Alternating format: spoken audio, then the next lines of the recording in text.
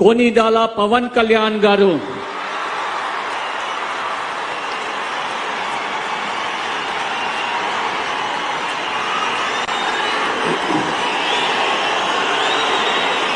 నేను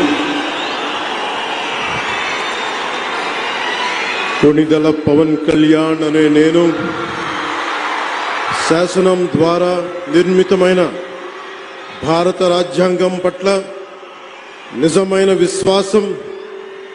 విధేయత చూపుతానని, భారతదేశ సార్వభౌమాధికారాన్ని, సమగ్రతని